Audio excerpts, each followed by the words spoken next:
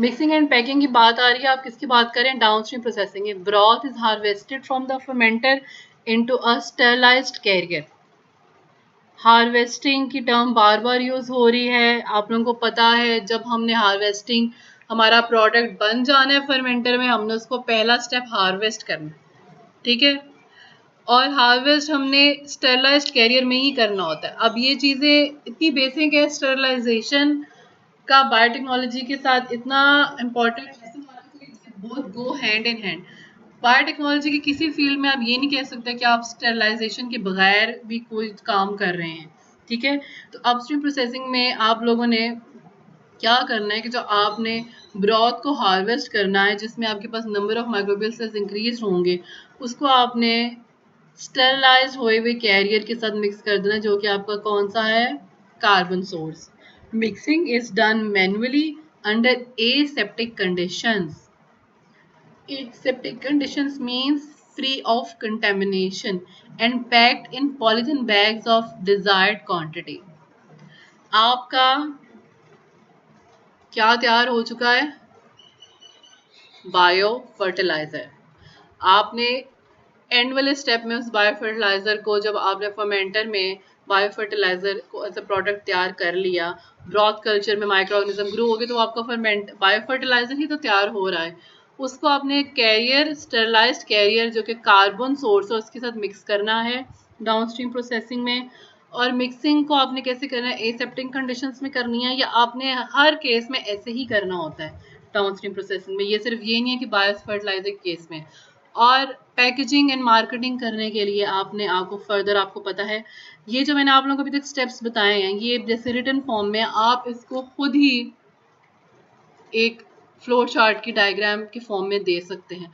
मैं उसके साथ उसी तरह आपको एक्सप्लेन भी कर सकती थी, लेकिन शायद उस तरह ये लिखा हुआ ज़्यादा आपको क्लियर हो जाए बनिस्बत उसके। आप लोग अब इतने कैपेबल हो चुके हैं कि आप लोग पूरी की पूरी उस तरह की जो है वो बना सकते हैं फ्लो डायग्राम इसके साथ। और मैं आपको इसकी फ्लो डायग्राम कभी भी पूछ सकती हूँ कि इसकी कैसे बनेगी, ठीक है। पैकेजिंग और मार्केटिंग। पैकेजिंग आपने पॉलीथीन बैग्स में करनी है डिजायर्ड क्वांटिटी। वो डिपेंड करता है कि आपने कहाँ उसको ट्रेवल करना है, कहाँ पहुँचाना है, और कितनी उसकी अमाउंट आपने पॉलीथीन बैग में डालनी है, उसकी कितनी पैकेजिंग होनी है। और further at the end commercially available करने के लिए आपको पता है कि हर चीज़ की मार्केटिंग होती है।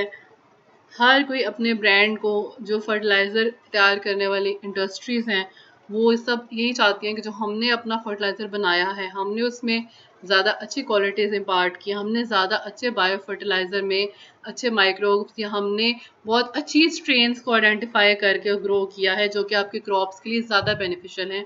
इस तरह से वो फार्मर्स को जाके मार्केटिंग करते हैं, उनका माइंडसेट बनाने की कोशिश करते हैं। This is the basic major and the basic last step of downstream processing in the synthesis of biofertilizers. अब last but not the least हम ये एक जनरल ओवरव्यू देखते हैं कि बायो फर्टिलाइजर का जनरली क्या एडवांटेज है। Bio fertilisers don't pollute the environment and don't have toxic effect on the product, ठीक है। कि जो हमारे पास एट द एंड जो हमारा प्लांट या क्रॉप जो ग्रो हो रही है, उस पर कोई टॉक्सिक इफेक्ट नहीं होता, और एनवायरमेंटल पॉल्यूशन को बिल्कुल ये ख़त्म कर देता है, या इसके होने के चांसेस को बहुत ज़्यादा मिनिमाइज कर सकता है। केमिकल्स जहाँ होंगे वहाँ पे एनवायरमेंटल पोल्यूशन होने के मैक्सिमम चांसेस हैं। Phosphobacteria, azospirillum and rhizobacteria increase disease resistance and drought resistance of crops. अब ये 3 जो बायो फर्टिलाइज़र हैं, इनकी एक और भी फ़ायदियत है, वो ये है कि वो क्रॉप्स में ऑटोमेटिकली डिजीज़ रेजिस्टेंस, किसी भी डिजीज़ से बचने के अमल को इंक्रीज़, और ड्राउट रेजिस्टेंस, ड्राउट क्या होता है? कहत पड़ जाना, खुश्क साली, खुश्क साली की रेजिस्टेंस पैदा कर देते हैं कि ये प्लांट्स एक्सट्रीम कंडीशंस में सरवाइव करने के भी काबिल हो सकते हैं। जिस केस में हम लोग ये वाले अगर देते हैं bio fertiliser, it means they are very beneficial, ठीक है। Bio fertiliser produce indoles, acetic acid, gibberellins, biotin and vitamin B that catalyse growth of crops and yield. अब ये एक बहुत इंपॉर्टेंट बात पता चल गई। आप लोग एफएससी में जो बायोलॉजी पढ़ के आए हैं, उन्होंने ज़रूर ये वहाँ पे प्लांट ग्रोथ प्रमोटिंग हॉर्मोन्स पढ़े होंगे एक चैप्टर में।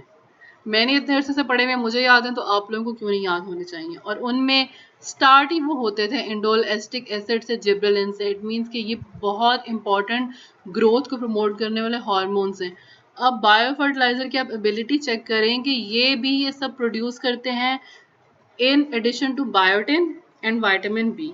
तो मीन्स कि ये तो एक और ही बहुत अच्छी चीज़ मिल गई हमें क्या करने के लिए, प्लांट्स की ग्रोथ को इंक्रीज करने के लिए। अब बायोटिन और विटामिन बी का लिखा हुआ है दे कैटलाइज ग्रोथ ऑफ क्रॉप्स। आपको ये पता होना चाहिए कि बायोटिन और विटामिन बी को फैक्टर हैं बहुत से एंजाइम्स के।